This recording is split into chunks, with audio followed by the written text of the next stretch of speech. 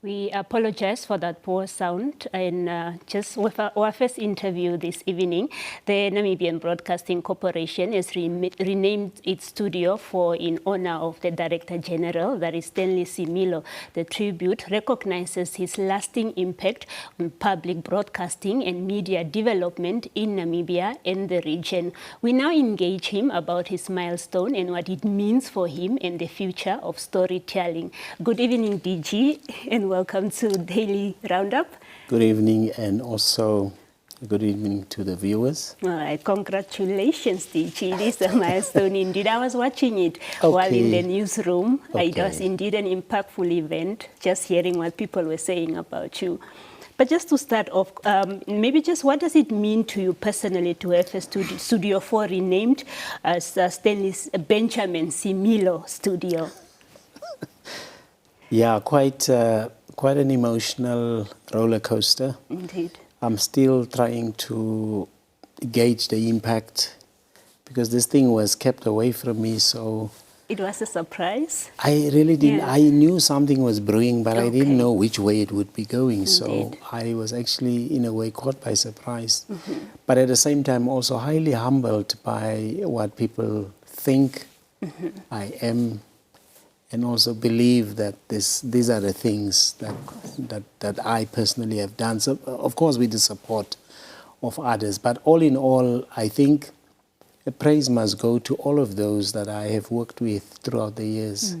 I may appear to be tall now, and that would simply be because that I think there's been people who've been very instrumental in my whole life, my journey in terms of where I would want to.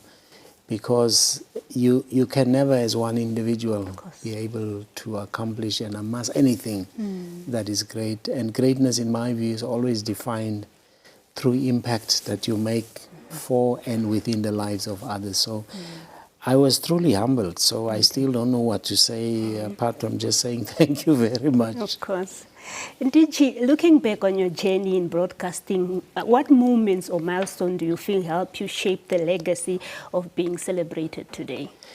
Look, I've always been, as an individual, very steadfast in terms of what I would want to do. And I always wanted to work in the media. I think from since being young, it was also my passion to create and do things and make things happen. I was also always fascinated by sounds that are coming out of radios. I grew up believing there were small people living inside the radios. So at home, I would actually break the radios because I wanted to see how small these people are because they were talking. So that fascination came, and also equally the technical side of fixing things has always been with me as well. So when the opportunity came that I had to join broadcasting in the true sense of what it was, I literally grabbed it. But I must state that I applied for about 25 positions before I was ever accepted to form part of the fraternity. But my zeal of wanting to succeed has never dwarfed my, Of course. Yeah, so...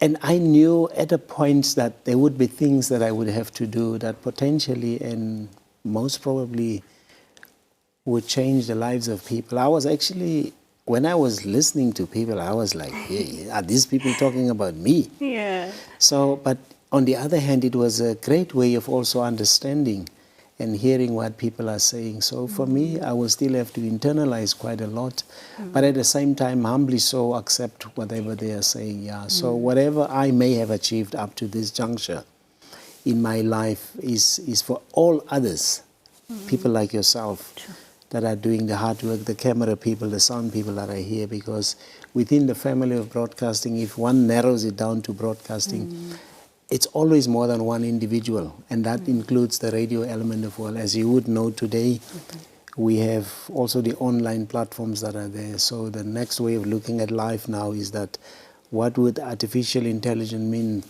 for the jobs that we do today? So we must transcend to that and also accept and know that technology will not wait for us. It will evolve. If you don't want to go with it, it will swallow you. DG, independent producer Mirinda Stein called you a pioneer and a legend. How do you view your role in transforming public broadcasting in Namibia and across the region? Look, I'm in a lucky position where I can actually make a comparison against what is happening in Namibia, and equally also to see how we are doing at the SADC regional level.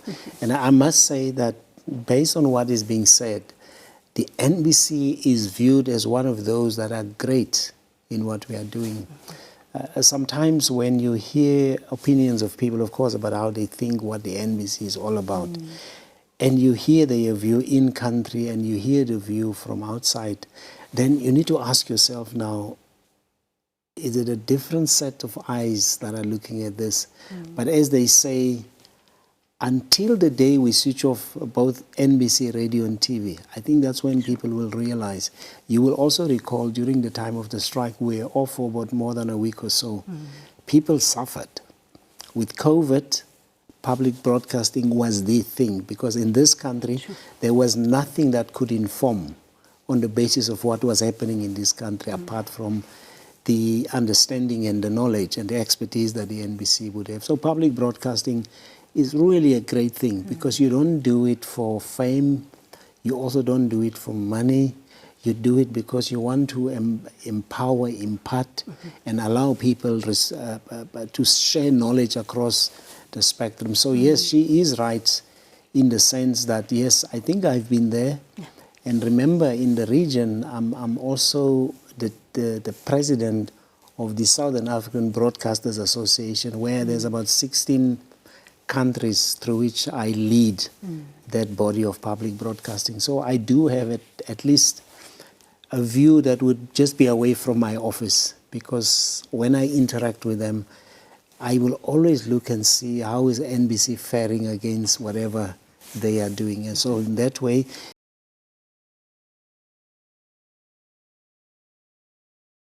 or you will take whatever is good and bring it to Namibia, and the NBC in particular. DG, I always believe in the notion of, celebrating people while they are still alive so that they can hear, like we were seeing it live today. We had emotional tributes, that is from family, colleagues, and regional partners. What stood out for you during the ceremony, and what message do you carry from that moment? Well, for me, I think I must just remain humble and do what I believe it's okay, and make sure that people like yourself are properly taken care of, and the rest and everything, and not be selfish in what one does, because the moment you start putting yourself first as a leader, then you're losing the game. The idea would always be, what can I do that can improve your life? And then in the case of the NBC, remember, the role that we play is so important. If we would allow for broadcasts that are wrong, people can easily go into fights. I mean, the Rwanda case, it took a radio broadcast where people were called cockroaches. So for me and my senior management, I continuously monitor that aspect to say that on NBC, TV, radio, and online, no Namibian, irrespective of the level where they are, should ever be referred to in a way that would make them feel less of being a human being. So one must continuously then work towards making sure that dignity, the dignity of the people, the dignity of the country is observed. Equally, we must also be able to accept any form of criticism that is coming, because it's only through criticism that you can actually grow, to become strong, so that you can reflect. Because if you're going to go out with a view, I know it all, you will become blind. Yeah.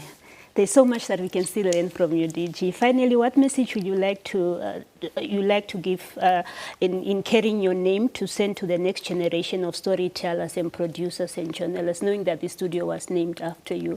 What message do you want it to carry?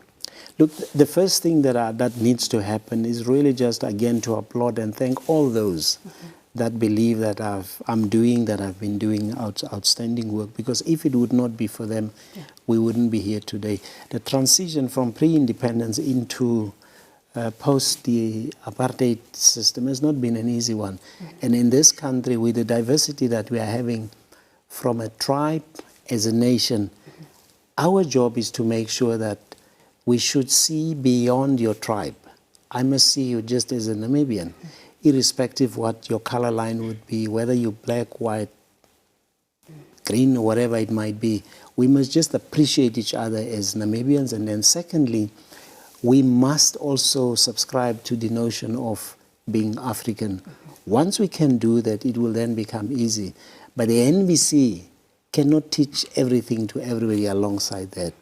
All education in any way must be embedded from home level. So as parents, it does become our job to make sure when we bring children into this world, we must teach them values that will teach them as to who they are, what they stand for, and also understand that in the diversity that we have, we're actually just one, and that oneness is what makes us to be Namibian and African for that matter. Indeed. Thank you so much for being on Daily Roundup this evening, DG. Always a pleasure. All right. Thank you. That was the Director General of NBC talking to us about the studio that was just named after him. We'll be back with more interviews after this short break.